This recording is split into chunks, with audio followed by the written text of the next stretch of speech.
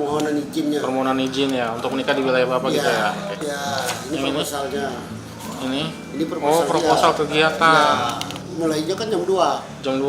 Oke. Ya mungkin di sini jam 11. Oh, sebelah sini. Ya, ini tanggapan dari desa. Ya. Oke, tanggapannya apa Bapak? Mungkin bisa ngejelasin? Ya, tanggapannya sesuai proposal terlampir. Dan untuk kelancaran acara tersebut kami mohon agar pihak hotel menjaga ketertiban, kenyamanan dan keamanan di wilayah masyarakat Melinyi Kelor, khususnya Banjar Begawan. Demikian. Lokasinya di Ubud Village Resort. Ikut bahagia, semoga jadi keluarga yang sakinah, mawadah dan waroh. Senang, bahagia. Semoga pernikahannya bahagia dan langgeng selamanya. Kalau saya sebagai masyarakat Bali dan juga cuma bisa mendoakan semoga pernikahannya langgeng, bahagia dan bisa sering-sering ke Bali. Ya, sambil promosi juga pariwisata Balinya. Ikut senang dong, Luna Maya akhirnya menemukan belahannya ya. Belahan jiwanya. Akhirnya Kak Luna Maya menemukan belahan jiwanya dengan Maxim. Saya ikut senang, ikut bahagia. Semoga kedepannya semakin romantis, segera dapat momongan juga. Dan terima kasih udah menggelar pernikahan di Bali, di Pulau Dewata ini ya. Tapi we're very happy to see both of them dan knowing bahwa aku sudah menikah 14 tahun through ups and down. Pernikahan bukan hal yang mudah, makanya orang bilang ibadah seumur hidup. Betul. So good luck both of you. Happy for Maxim and Luna.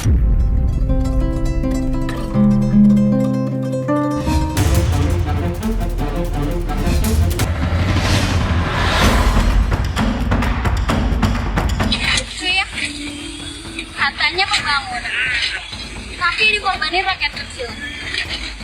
Proyek-proyek ini tuh dimunculin, mulai dari larangan motor, sekolah tanpa wisuda, bahkan bendungannya bikin warga terusir dari rumahnya. Kadang gua tuh mikir, apa ini beneran untuk kemajuan? Atau cuma sekedar validasi aja, biar kelihatan beda, biar dicap hebat dari sebelum-sebelumnya. Gak semua orang tuh bisa teriak, jadi gue yang bersuara.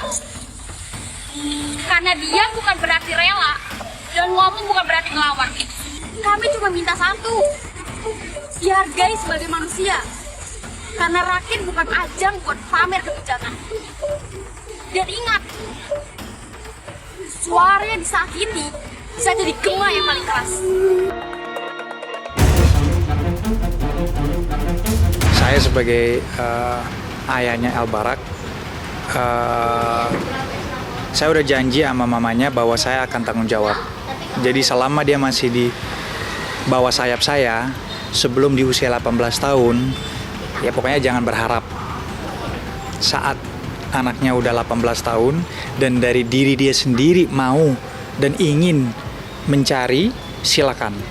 Tapi sebelum dia di usia 18 tahun, saya nggak mau ada intervensi dari pihak manapun itu selama dia masih di bawah tanggung jawabnya saya. Tapi ini bukan saya menghalang ya, enggak. Cuman selama dia masih di bawah umur 18 yaitu yes, dan maksudnya 18, kalau dia udah lewat 18 tahun berarti dia udah anak yang dewasa, cukup cerdas, bisa berpikir, bisa ambil keputusan. Dan di situ dia ya terserah dia lah kalau dia mau. Balik lagi ke anaknya. Selama anaknya nggak mencari, nggak pernah nyaut atau sebut siapapun itu orang, aku juga udah ngomong sama istriku bahwa kita jangan pernah